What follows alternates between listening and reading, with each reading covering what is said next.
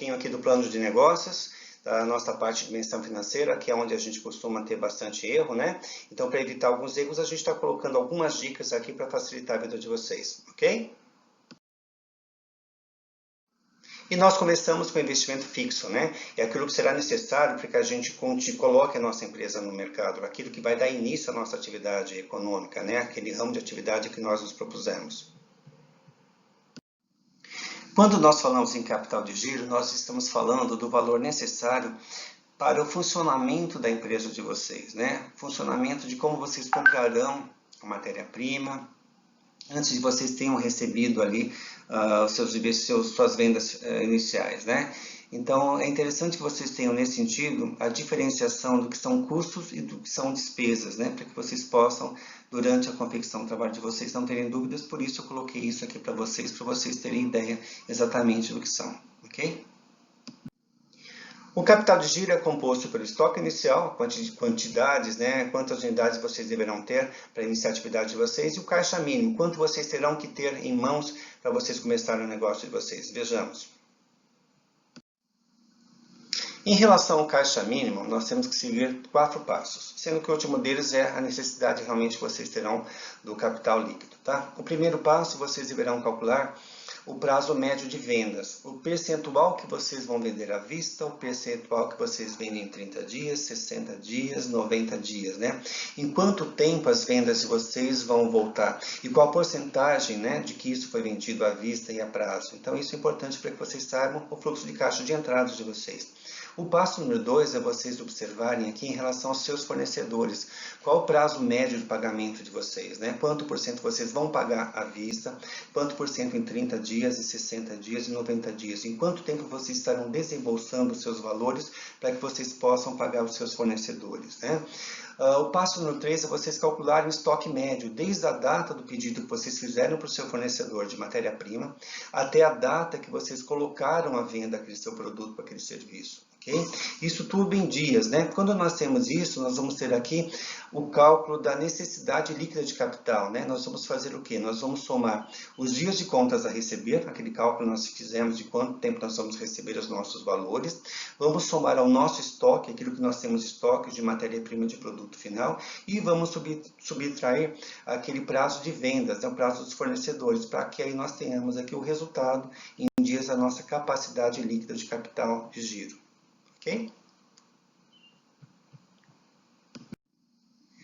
Falaremos um pouquinho agora dos investimentos pré-operacionais, são aqueles investimentos feitos antes mesmo de vocês começarem o negócio de vocês, ou seja, né, vocês tiveram lá que fazer uma reestruturação no espaço físico de vocês, tiveram que fazer uma reforma, tiveram que colocar ali talvez uma instalação de alguma parte elétrica, uma parte hidráulica, fazer pintura, né? Então isso aqui são as reformas que vocês fazem no imóvel antes de vocês começarem a atividade de vocês. Existem também taxas de legalização para a abertura de uma empresa, né? Esses custos variam de acordo com cada município, com cada estado. Eu coloquei para vocês aqui um site onde vocês conseguem fazer o cálculo exatamente, né, de quanto vocês têm dessas despesas de legalização de um novo negócio, quanto custa para abrir uma nova empresa, né? Vocês podem ter também taxas de divulgação, seja internet, seja folder, de alguma forma. Vocês podem ter custos de cursos para treinamento dos seus funcionários, dos seus novos contratados e outras despesas, né, aderentes ali à sua nova atividade. Investimento total, aqui nós já temos aqui a soma de todos os investimentos, fixo, capital de giro, investimentos pré-operacionais, onde vocês terão um total aqui. Nesse ponto é que é interessante que vocês saibam que esse investimento total, ele pode ser de natureza própria, os valores podem vir dos bolsos de vocês mesmos, sócios da empresa, ou vocês podem recorrer a um financiamento, a um crédito terceiro. Então é importante que vocês coloquem isso no trabalho de vocês, se o recurso é totalmente próprio ou se o recurso veio de uma parte dele de financiamento de terceiros.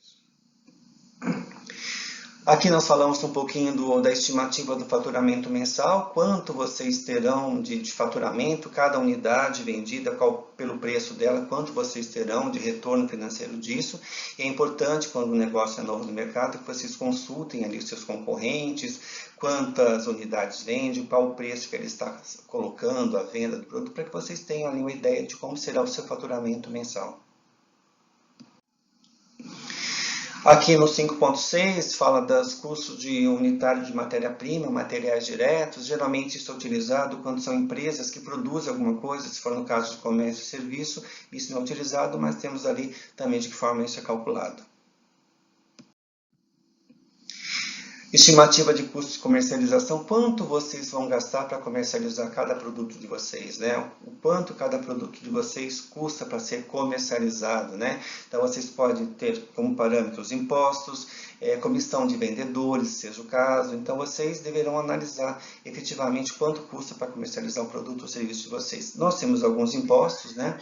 Que são os impostos federais, estaduais e municipais, que a gente vai falar um pouquinho daqui a pouco, um pouquinho lá na frente, né? A definição do porte da empresa vai influenciar muito em relação à carga tributária, a alíquota de cada tipo de imposto que vocês terão. Eu coloquei isso para vocês aqui também. O porte da empresa, nós podemos ter empresas microempresas, podemos ter empresas de pequeno porte, de médio porte e grande porte. Então, o que é uma microempresa? Empresas com faturamento anual igual ou inferior a 360 mil reais, e elas podem optar pelo Simples Nacional, lucro presumido, lucro real. Também vou explicar um pouquinho lá na frente cada um desses para vocês. Empresas de pequeno porte, acima de 360 a 4 milhões e 800, também pode optar pelo Simples Nacional, pelo lucro real, lucro presumido. E acima de 4,8 milhões são as empresas que não podem optar pelo Simples Nacional. E isso sempre faturamento anual. Perfeito, gente? E aqui eu coloco para vocês o que é o enquadramento tributário do Simples Nacional. É uma forma compartilhada de arrecadação de tributos para micro e pequenas empresas. O regime está previsto em lei, ele abrange um único documento de arrecadação, que é o DAS, e ele envolve aqui o pagamento do imposto de renda, pessoa jurídica, o CSLL, o PIS/PASEP, COFINS, IPI, ICMS, ISS e a contribuição para a Seguridade Social, né, que é o CPP. Então, nesse único documento aqui, ele já envolve tudo isso, os tributos estaduais e federais. Lucro presumido, explico aqui um pouquinho do que é essa tributação, né? É uma tributação simplificada também do cálculo de imposto, de contribuição social. A alíquota cobrada é calculada a partir da projeção do faturamento do negócio também, com base na receita bruta e outras receitas ali sujeitas à tributação. São arrecadados os valores referentes, aqui já não é incluído, tá? O valor do imposto de renda, CSL, eles são separados, né? Assim como o PIS, PASEP também são cobrados separadamente. Lucro real é o regime tributário determinado a partir do lucro líquido da empresa também, e são considerados os registros contábeis e fiscais da empresa aqui, né, as leis comerciais. Da mesma forma que o lucro presumido, os outros tributos também são arrecadados separadamente. Então, somente o Simples Nacional, que você engloba todos os tributos numa única guia, que é o DAS. Esses outros não são arrecadados separadamente.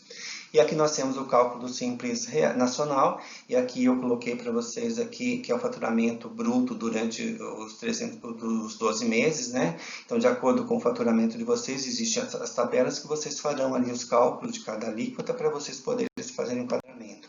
Então, eu coloquei aqui, dependendo do ramo de atividade, o anexo 1 em relação ao comércio, já tem a alíquota que vai de 4% a 19%, sempre de acordo com o seu faturamento. Temos aqui o anexo 2, que é em relação à indústria, também com suas alíquotas, que vai de 4,5% a 30%, observando que nós sempre temos um valor a deduzir aqui, tá? A partir de 7,8%, em cima do cálculo que vocês fizeram, vocês deverão deduzir essa parcela que está aqui, ok? Anexo 3 em relação aos serviços, alguns tipos de serviço aqui, então ele também traz para a gente as alíquotas e também da alíquota de 6% a 33% com seus valores a deduzir também. Serviços, outros tipos de serviço, vocês fazem enquadramento, já coloquei para vocês para facilitar a vida de vocês, também de 4,5% a 33%. Um outro tipo de serviço ainda, anexo 5, a exclusão do ISS, do ICMS, do DAS, então aqui explica exatamente, né, que tudo isso já está incluído numa única guia de recolhimento. Temos os impostos estaduais e municipais, o ICMS no estado de São Paulo é 18%, o ISS no município de São Bernardo do Campo tem que fazer enquadramento, coloquei também o link onde vocês poderão ver, dependendo da ramo de atividade de vocês, onde vocês estarão enquadrados.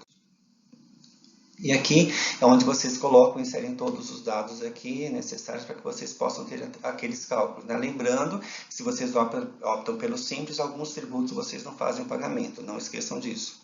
E é onde as pessoas erram bastante, tá? Na parte do enquadramento aqui da tributação, na parte das alíquotas, das tabelas. São várias tabelas, então tem que fazer enquadramento exato do ramo de atividade de vocês.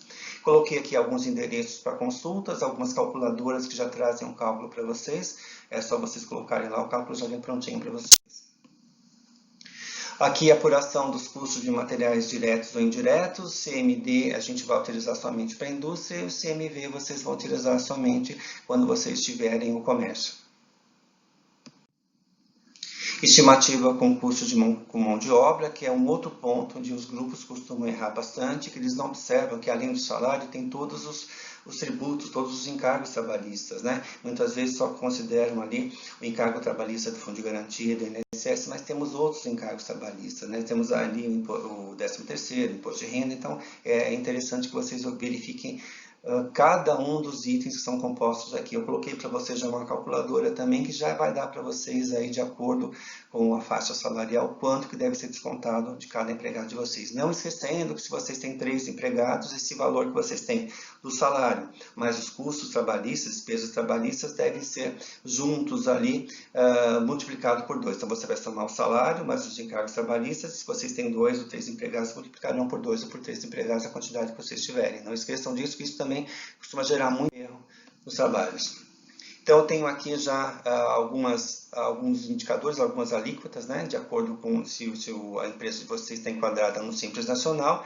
Geralmente, o empregado no Simples Nacional, ele, além do salário dele, tem que acrescer mais 39,37% aí dos seus encargos trabalhistas, né? Se nós temos já uma empresa no lucro real, lucro presumido, esse encargo já chega a 68,18%. Então, faça o enquadramento correto aí das empresas de vocês. A estimativa com os custos de depreciação, nós sabemos que os bens duráveis eles sofrem depreciação ao longo do tempo, então vocês deverão fazer o cálculo disso. Coloquei a fórmula de cálculo para vocês também e já coloquei qual é a vida útil de cada um dos equipamentos, né, dos imóveis ali que nós temos na nossa empresa. Então, para vocês fazerem facilitar o cálculo de vocês também. E a fórmula é bem simplesinha. A estimativa dos custos fixos operacionais mensais são aqueles custos que independem da quantidade produzida, você produzindo ou não, você vendendo ou não, você deverá ter esses custos para serem pagos, né? Aluguel, energia, prolabore, IPTU, salários. Cuidado quando vocês fazem os trabalhos de vocês, muitas vezes vocês colocam um prolabore muito alto. Isso acaba inviabilizando o resultado final de vocês, né? Essa estimativa do custo operacional fica muito grande de acordo com o prolabore que vocês colocam. Então, observem com muito detalhe isso, com muito cuidado isso. Demonstrativo dos resultados, ali nós vamos saber, a partir de tudo isso que a gente tem, de todos os investimentos, da previsão de faturamento, o quanto nós vamos ter de resultado aqui, né? Então, nós temos aqui o espaço correto para que a gente possa colocar ali as receitas com vendas, custos totais variáveis, custos com material direto, se for o caso, imposto sobre vendas. Então, tudo aqui vocês vão ter para chegarem ali no resultado operacional, se é lucro ou se é prejuízo. Não se assustem se eventualmente vocês tiverem prejuízo, né? Muitas empresas, elas demoram um tempo para terem lucro. Cuidado, portanto, se esse tempo for muito longo. Por isso, nós temos depois os indicadores econômicos para saber qual o prazo do retorno do investimento de vocês. E aqui nós colocamos, né, os indicadores de viabilidade, onde vocês terão um ponto de equilíbrio, onde é que vocês estão equilibrando aqui o seu custo fixo total com a sua margem de contribuição. Temos as fórmulas de cálculo aqui, os indicadores de lucratividade, quão lucrativo está sendo o seu negócio, a rentabilidade, se está sendo rentável para a gente ou não, né? O indicador que vai, esse seu negócio é mais atrativo ou não. O prazo de retorno do investimento, aquele valor que vocês investiram lá atrás, né, que a gente fez os primeiros cálculos ali, em quanto tempo ele retornou? Esse tempo, lembrando que esse tempo tem que ser feito em anos, tá, gente? Cuidado. E é isso, né? Então, o que eu coloquei para vocês aqui é um esboço do que a gente tem no trabalho de vocês, é um resumo do que vocês farão. Eu coloquei aqui algumas dicas, né, para facilitar a vida de vocês, onde são aqueles pontos onde as pessoas mais erram. Tudo bem? Espero que vocês tenham um bom trabalho e estou à disposição para qualquer eventualidade. Um abraço.